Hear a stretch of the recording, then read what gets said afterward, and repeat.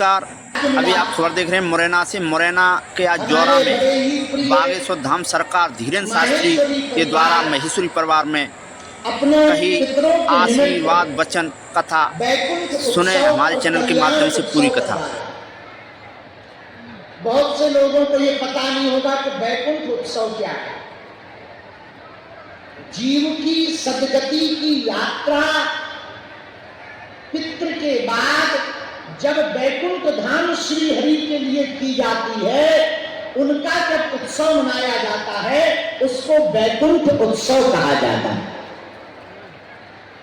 और जब श्री महाविष्णु भगवान श्री हरि महालक्ष्मी के मिलन का उत्सव मनाया जाता है, उसको कल्याण उत्सव कहा जाता है। बुरा ना मानना, प्रायः पूरी दुनिया में कोई भी खत्म होता है तो वो तुरंत अपने उनके बच्चा लिख देते हैं अमुक अमुक स्वर्गवासी।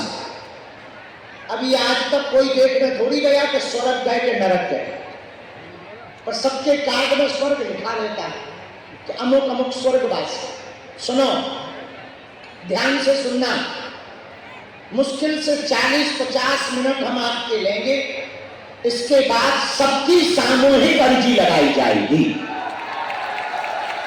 क्योंकि आपने इतना इंतजार किया तो सामूहिक अर्जी लगा के ही हम जाएंगे। सुनो,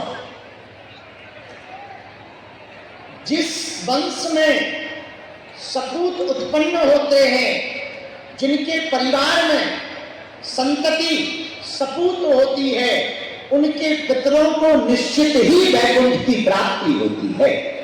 भयावहा जो स्वधर्म में जीना जानते हैं, धर्म का मतलब घंटी बजाना, तिलक लगाना या पूजा करना नहीं है। धर्म का मतलब मानव की सेवा करना, दीनों पर दया करना, दीनों को गले लगाना, निर्धन का सहयोग करना, भूखे को भोजन खिलाना, प्यासे को पानी पिलाना और अधर्म के खिलाफ आवाज उठाना, ये धर्म है। कुछ लोगों ने पूजा पाठ को ही धर्म मान लिया। जौरा वाले पागलों, बुरा ना मानना, जो केवल पूजा पाठ को धर्म मानते हैं वो धर्म नहीं है। पूजा पाठ कर्म कांड है, पद्धति है, लेकिन अधर्म के खिलाफ आवाज उठाना ही धर्म है। चिंता में बैठा वो भविष्य काल में जी रहा, लेकिन जो आनंद में हंसता हुआ बैठा वो वर्तमान में जी रहा है। अब आपको निर्णय लेना है, आपको चेहरे पर मुस्कुराहट चाहिए या चिंता। अच्छा, चिंता से मुक्त कौन कौन होना चाहेगा? तो पूछो, यदि आप चिंता से मुक्त होना चाहते, यदि आप अपने घर में शांति चाहते, यदि आप अपने जीवन में प्रसन्नता चाहते, यदि आप अपने जीवन में आनंद चाहते, यदि तुम चिंता से मुक्त होकर मुस्कुराना चाहते, यदि स्वतंत्र होकर के जीना चाहते, हमारे 2 मंत्र तुम नोट कर लो, तुम्हारी जिंदगी ना बदल जाए तो कहना भैया, हनुमान जी को साक्षी मानकर हम कह रहे हैं। 2 मंत्र हैं, बड़े पावरफुल मंत्र हैं, तुम्हारी जिंदगी बदल देंगे। पूछो कौन से? यदि तुम चिंता से मुक्त होना चाहते, यदि तुम अपने घर में खुशियां चाहते, कलेशों से बचना चाहते, महाभारत से बचना चाहते, जीवन को बदलना चाहते, जिंदगी को सुव्यवस्थित करना चाहते, जिंदगी को सुढंग तरीके से जीना चाहते, मेरे पागलों, 2 मंत्र अपनी जिंदगी में उतार लो, तुम्हारी जिंदगी में परिवर्तन आने लगेगा। पहला मंत्र है माफ करना सीखो, दूसरा मंत्र है माफी मांगना सीखो। आपने ये 2 मंत्र जीवन में उतार लिए, किसी को भी माफ करना सीख जाओ। दूसरा मंत्र, कोई भी भूल हो माफी मांगना सीख जाओ, क्योंकि झुकते वही है जिसमें जान होती है, अकड़ तो एक मुर्दे की पहचान होती है। हमारे याद रखना, बरसात होती है तो हम लोग बारिश में बचने के लिए क्या उपाय करते हैं? छाता लेकर निकलते हैं। हाँ जी या ना जी? जरा जोर से बोलो। बारिश आती है तो छाता लेकर निकलते, जैसे बारिश से बचने के लिए छाता का प्रयोग करते हो, वैसे ही जिंदगी की विपत्तियों की बरसात से बचना चाहते तो हनुमान जी की छत्र छाया का प्रयोग करो। चौथी बात ये भी नोट कर लो, तुम्हारे काम की है, चिंता में मत रहो जोड़ा वालो, चिंतन में रहो। चिंतन में रहोगे भगवान को पाओगे, चिंता में रहोगे जल्दी शमशान जाओगे। चिंता सबको खात है, चिंता सबकी पीर, जो चिंता की फांकी करे सो बाको ना फकीर। चिंता मत करो भैया, करना ही है तो चिंतन करो। एक गांव में एक मुनीम और एक सेठ रहता था, रहा होगा किसी जमाने में जोरा का। बड़ा आदमी था, बड़ा प्रसिद्ध आदमी था। एक दिन सेठ ने अपने मुनीम से कहा, जरा चेक करो हमारे पास कितनी संपत्ति है।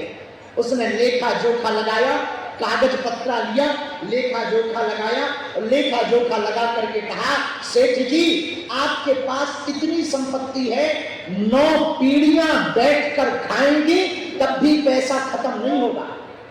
धीरे धीरे सेठ बीमार पड़ गया, कमजोर होने लगा, सूखने लगा शरीर, आंखें घुसने लगी, भोजन नहीं करता, रात को सोता नहीं। किसी ने पूछा क्या बात है सेठ जी, बीमारी क्या? मुनीम वैद्य को लेकर आया, हाथ की नाड़ी को दिखाया। वैद्य ने कहा इतने कमजोर पड़ रहे, जरूर तुम्हें कोई चिंता है, चिंता का कारण बताओ। सेठ बोला हमारे पास इतनी संपत्ति है कि 9 पीढ़ी बैठकर खा सकती है, लेकिन एक लफड़ा है। तो वैद्य ने कहा क्या लफड़ा? बोले 9 पीढ़ी तो बैठकर खा सकती, हम इस चिंता में है 10वीं का क्या होगा बताओ। इसी को मूर्खता के धन संचय, पूत सपूत तो का धन संचय। पुत्र यदि बेकार होगा तो पैसा कमा के देकर जाना कोई मतलब का नहीं, पुत्र बढ़िया होगा तो भी पैसा देने की आवश्यकता नहीं, कमाकर वो अपने आप कमा लेगा। मेरे पागलों, जब संतान और परिवार के लोग माहेश्वरी परिवार के जैसे होते हैं, वो अपने पितरों के लिए बड़े बड़े आयोजन करवाकर उनके कल्याण के कार्य करते हैं। मेरे प्रियजनों, यदि पूत सपूत है तो तुम्हें जिंदगी में याद रखना, जितने भी अभिभावक बैठे हैं, जोरा वालों, मुरैना वालों, भिंड वालों, ग्वालियर वालों, हमारी हाथ जोड़कर प्रार्थना है पूरे भारत के लोगों से, अपने बच्चों को कार या व्यापार देकर मत जाओ। जाना ही है तो मरने के पहले अपने बच्चों को संस्कार देकर जाओ। कार व्यापार देकर बच्चों को जाओगे तो हो सकता है बच्चे बिगड़ जाएं, न कार काम आएगी न व्यापार काम आएंगे। यदि तुम अपने बच्चों को संस्कार देकर जाओगे तो धर्म विरोधी हलीउल्लाह वाले तुम्हारे बच्चों का धर्मांतरण नहीं करवा पाएंगे। हमारी प्रार्थना है अपने बच्चों को संस्कार देकर जाओ, अपने बच्चों को संस्कृति देकर के जाओ, अपने बच्चों को जीवन जीने की कला सिखा करके जाओ, अपने बच्चों को प्रेम देकर के जाओ, अपने बच्चों को आशीर्वाद देकर के जाओ। यदि बच्चे संस्कारवान रहेंगे, वो जहां भी रहेंगे, जैसे भी रहेंगे, वहां पर अपने जीवन को जीना सीख जाएंगे। उनका नाम हम डायरी में लिख करके रखते हैं। नारद जी को समझ में आ गया तो भैया इस बात का कहना ये, यदि सेवक बन करके रहोगे तो हनुमान जी की तरह चारों युगों में पूजे जाओगे। चारों युग है परिसिद्ध जगत उजियारा। चारों युगों में हनुमान जी की पूजा हुई। क्यों? हनुमान जी सेवक भाव से रहे। हनुमान जी की पूजा क्यों हुई? हनुमान जी दास भाव से रहे। हनुमान जी की कलयुग में पूजा क्यों है? जो हम लोगों पर विपत्ति आती है, हम लोग भगवान को पुकारते हैं, लेकिन जब भगवान पर विपत्ति आती है वो हनुमान को पुकारते हैं। और कलयुग में हनुमान जी के जैसा कोई दूसरा देवता नहीं है। और देवता हनुमत से संकट कटे, संकट कटे, संकट कटे। हनुमान जी के जैसा भैया कोई दूसरा देवता नहीं है। कलयुग के राजा हनुमान जी हैं। जोड़ा वालों, अब तुम्हें तुम्हें यत्र तत्र भटकने की आवश्यकता नहीं है। एकमात्र हनुमान जी के चरण पकड़ लो। यदि तुम हनुमान जी के चरण पकड़ लोगे भैया, तो तुम्हें किसी के पास भटकने की आवश्यकता नहीं। हनुमान जी स्वयं राम जी से मिलवा देंगे। तुमरो मंत्र विभीषण माना। हनुमान जी ने विभीषण जी को भी राम जी से मिलवाया। हनुमान जी ने सुग्रीव जी को भी राम जी से मिलवाया। मेरे जौरा के प्रियजनों, हम आपको प्रवचन सुनाने नहीं आए हैं, हम एक बात कहने आए हैं। बुरा ना मानो तो कहें, बोले। सुनो भैया, वर्तमान में हिंदुओं की हालत बड़ी विचित्र है।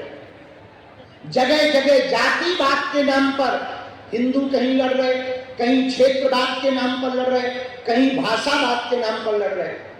महाराष्ट्र में एक स्वामी हुए, स्वामी समर्थ रामदास जी महाराज, उनको हनुमान जी ने आज्ञा दी कि तुम अपने शिष्य छत्रपति शिवाजी को कहो कि हिंदवी स्वराज्य की स्थापना करें। स्वामी समर्थ रामदास जी ने 12 वर्ष तक हनुमान जी का तप किया। 12 वर्ष बाद जब हनुमान जी ने ये आज्ञा दी, तो उन्होंने अपने शिष्य छत्रपति शिवाजी से कहा कि जाओ तुम हिंदवी स्वराज्य की स्थापना का संकल्प लो। लोग शास्त्र में भी है अपने धर्म के लिए जीना, कोई बुरी बात नहीं। संविधान में भी है अपने धर्म का प्रचार प्रसार करना गलत नहीं। भैया नफरत नहीं, हम प्रेम के आदी हैं, पर गर्व से कहते हैं हम हिंदुत्ववादी हैं। और सुनो, कुछ लोग अभी जब हम आए तो पत्रकारों ने पूछा कि कई जगह आई लव मोहम्मद चल रहा है, आप क्या कहना चाह रहे हैं? हम कहा हमें कोई दिक्कत नहीं, आई लव मोहम्मद हो बहुत बढ़िया है, पर आई लव महादेव हो तो उन्हें दिक्कत ना हो। भाई पहले हिंदू डरा हुआ था, प्रतिक्रिया नहीं देता था, अब हिंदू जगा हुआ है। तुम छेड़ोगे हम छोड़ेंगे नहीं। दूसरी बात, सागर में आपने कहा आई लव मोहम्मद, लेकिन सर तन से जुदा कर देंगे। फटरी के बड़े, नक्कटा, मूसर चंदा, घिनौना आदि को लगो कल तोरो भारत है। अरे भैया, हम जिस राम की परंपरा के हैं, हमारे यहाँ युद्ध प्रिय नहीं है, हमारे यहाँ तो बुद्ध प्रिय है। हम कभी भी अशांति नहीं चाहते, लेकिन एक बात हम कहना चाह रहे हिंदुओं, तुम यदि जातियों में बटे रहोगे तो जो हाल बांग्लादेश में हुआ, जो हाल पाकिस्तान में हुआ, जो हाल म्यांमार में हुआ, जो हाल इंडोनेशिया में हुआ, जो हाल अभी पश्चिम बंगाल में हो रहा, वही हाल तुम्हारे गांव में होगा। एक ही उपाय है। लोगों को लग रहा होगा कि हम विचित्र बातें बोलते हैं, भैया हम बिल्कुल भी विचित्र नहीं बोलते हैं। इस देश में परिस्थिति ऐसी निर्मित हो रही है, जगह जगह हिंदुओं को टारगेट किया जाता। आप अब कल की घटना सुनो, तमिलनाडु में। अब बताओ, हमें इससे कोई दिक्कत नहीं, जिन्होंने लगाई वो पक्का है कि रावण के खानदान के हैं। लेकिन बात यह है, इस देश में इतने लोग रहते हैं, किसी का मुंह नहीं फूटा।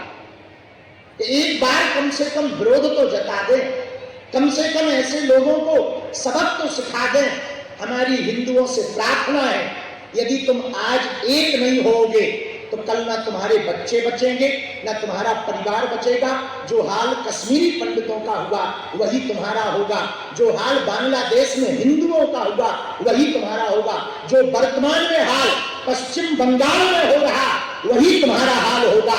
हिंदुओं, एकमात्र उपाय है देश को बचाने का, जात पात की करो विदाई, हम सब हिंदू, हम सब हिंदू, हम सब हिंदू, हम सब हिंदू। तीसरी, छठवीं बात, 5 हो गई, छठवीं बात और सुनो। कुपुत्रो जायते कुचकपि कुमाता न भवति। पूत कपूत हो सकते, लेकिन माता कभी कुमाता नहीं हो सकती। हमें अपने जीवन काल में अपने पितरों के लिए, पूर्वजों के लिए, परंपराओं के लिए समय निकाल करके जीवन में समय देना चाहिए। जो आज माहेश्वरी परिवार ने अपने पूर्वजों के लिए, पितरों के लिए वैकुंठ उत्सव, कल्याण उत्सव करके किया है। भारत के प्रत्येक सनातनी हिंदुओं को भले ही छोटे रूप में करें, अपने पूर्वजों को जरूर स्मरण करके उनके निमित्त कोई ना कोई मंगल कार्य करना चाहिए। पूछो क्यों? पूछो। हमारे पूर्वजों ने हम सबकी रक्षा के लिए बहुत बलिदान दिया, संस्कारों को बचाने के लिए, पीढ़ी को बचाने के लिए बहुत सहयोग किया। हम भी चाहते हैं कि आने वाले दिनों में आज की जो जी जनरेशन आ रही, क्या कहते हैं इसको, जनरेशन जी कहते हैं, क्या कहते हैं? जैन जी। वैसे हम भी 96 के हैं, बॉर्डरी पे हैं। कब से मानी जाती है जैन जी? 97 के बाद में। हाँ, तो हम भी मिलते ही जुलते हैं भैया। लेकिन सुनो, लाख तूफान आ जाएं, हजारों विरोधी खड़े हो जाएं, पर हम अपनी परंपरा को नहीं छोड़ते हैं। न चोटी को छोड़ते हैं, न माला को छोड़ते हैं, न राम नाम को छोड़ते हैं। जोरा में जहां मनकामनेश्वर मंदिर होते अगल बगल में, जब हमें पता लगा, जब हमको माहेश्वरी जी ने बताया कि आपको आना चाहिए, अरे हम ऐसी जगह जरूर जाते हैं। हाँ, तो बहुत बढ़िया। एक बार जोरदार ताली बजाओ मनकामनेश्वर समिति को, जिन्होंने भव्य मंदिर बनवाया, दिव्य मंदिर बनवाया। मनकामनेश्वर महादेव की हरे हरे हरे हरे। सातवीं बात बोले, कह दो बोलो। अरे जोर से तो कहो। तुम लोग ऐसे बैठे जैसे पिटके आए हैं। अरे थोड़ा अच्छे से बैठो। ये मत समझो कि हम पहली बार, हमें तो अभी पहले पता लगा कि जोरा में भी हमारे खूब पागल हैं। अब हमने प्रण कर लिया, अगली बार यहीं पर कथा सुनाएंगे। जोरा वाले कथा नहीं सुनाएंगे। रोका रोका रोका रोका, तुम लोग बहुत स्पीड में। अरे कथा तो ठीक है, दरबार भी लगाया जाएगा, पर्चा भी खुलेगा, चर्चा भी होगी, और कथा भी होगी, और छतरी भी बारी जाएगी। कौन कौन कथा के लिए तैयार है? अच्छा, हिंदू राष्ट्र के लिए कौन कौन तैयार है? अच्छा बताइए। देखो, हमको कागजों पे हिंदू राष्ट्र नहीं चाहिए। ना ना ना, क्या चाहिए कागजों पे? हमें तो लोगों के दिलों पे हिंदू राष्ट्र चाहिए। पूछो।